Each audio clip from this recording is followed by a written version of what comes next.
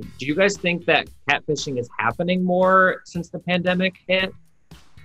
I think so. I think Yeah. people are, I think people are getting a little bit more crafty, and even if you're not necessarily catfishing as someone else, catfishing can be catfishing as yourself. You can be posting things that make it seem like I'm just so happy and I'm just really enjoying getting to know myself during this quarantine, and it's like it's all crap. Like it's not people.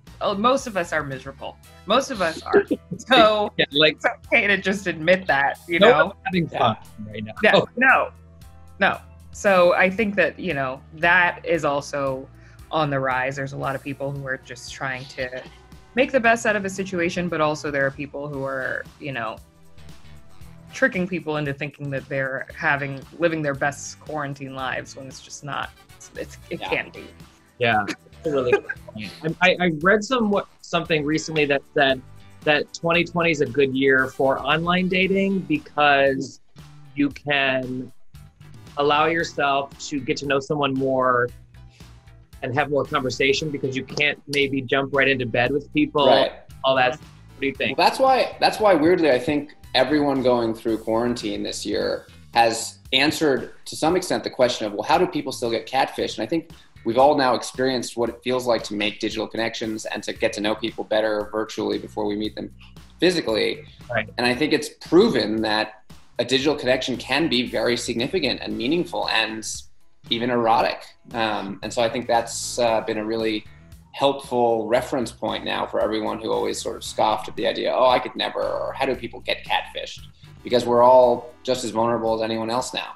Speaking of the erotic end of it, do you guys encourage like trading pics and all of that stuff with the online dating, or do you think not, right? I mean, because people do it anyway. So I mean, I'm for it because my wife's great at it. I love getting sexy pics from her. I think if you're smart and creative with the pictures you send, I'm for it. Obviously, you have to just be willing to accept that photo could be seen by whoever might see it, and if you're confident and you're okay with that, then great. I say no face, no trace. Just crop it out. Like that. That's good Crop too. it out, keep it down, because you never know, and people are so weird. Like I know like Right. OnlyFans and those things are on the rise, and I think get your money, do what you have to do. But at the same time, you just never want it to fall into the wrong hands of the wrong person. With the wrong intentions. Well, we have an episode coming up that gets into the whole OnlyFans Snapchat scam thing. It's crazy. Yeah. Tell me more about what is the scam? I don't think I've heard about it. Well, no. I mean, just the idea that people obviously take photos of others, and now with things like OnlyFans, you can, potentially pretend to be some girl, and then when people ask you for specific photos, you could essentially buy those photos from that creator and send it and really convincingly, you know what I mean? Because they're these sort of like amateur. Right. Yeah. Interesting. Yeah. Anyone can have an OnlyFans if you want, and if you are willing to pay a certain amount, you can get whatever you want. If you want them to hold a spoon up to their eyeball, right, with their legs wide open, you can get that picture if you want. You just got to pay the right price. Hey, Kamie, have you been looking through my phone? I mean, once or twice. Yeah. I mean, like you said, Kamie, people are starting OnlyFans. I mean, unfortunately, there's a lot of people unemployed out there. I told some friends, I'm like, start an OnlyFans. You're cute. Yeah. I mean, why not? I have a friend who had a whole Instagram for her toes. Yeah. And I was like, this is great. She made like $250 the first week. Is she anonymous? Is it just her feet? It's anonymous. It's just her toes. Wow. I commend that. That is a business. You could do a hair. You could do like a great hair. Just edges. You think the market for that? I love it. Well, how has your guys' life been in quarantine? Neve, I'm sure you're getting a lot more family time than you're used to. Yeah, it's been great. Just having a regular routine. I mean, honestly, for the first time in 8 years, I feel like a human who can goes to sleep around the same time, wakes up. My days are predictable. And even though I do miss the fun of never knowing where I'm going and traveling and always exploring new places, it has been really nice just to kind of settle and be with my family. That's nice. I feel like you're having the opposite of, like, I'm out of my routine. Like, you travel and do all these crazy things. I'm like, I need to, like, get out. Kamie, how have you been? Yeah. I came up with the bright idea to move during quarantine. So I'm now in a new apartment, and that is just exhausting on its own and very traumatic. But in a better space, like a happier space, of course, with my living situation. But I am desperately needing like a drive or just like a getaway, just a little bit, you know, just I need to see things. Go to Yellowstone. That's how I feel. No, you know, I don't like that. That's not what I'm talking about. When I say see things, I mean like a margarita on the beach. That's what I mean. Okay. I'm not talking about like, you know, rolling hills. I don't need to see that. Right. Kamie, where's home? Where are you now?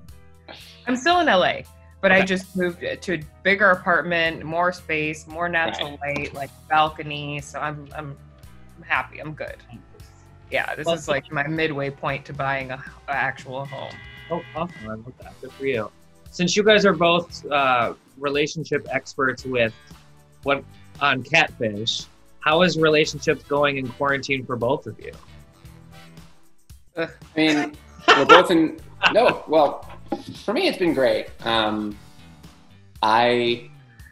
time I leave and come back, you know, my wife and I joke that it's sort of like an astronaut going out into outer space. And then there's the re-entry. And you have to get that re-entry angle and speed at the exact right, you know, degree, because it's hard. You know, when I leave for 5 days, she's got a routine she gets into, she gets used to me being gone. And then I come back and, you know, and when I'm home, I'm usually not working. So it's like, I'm just another body in her atmosphere that she has to like kind of deal with. And I'm in, you know, it's just like, it's you know, it's kind of be tough. So it's been nice just to like be smoothly annoyed with each other all the time, rather than like not annoyed. You know, now we just have like a baseline level of irritation that we can deal with every day.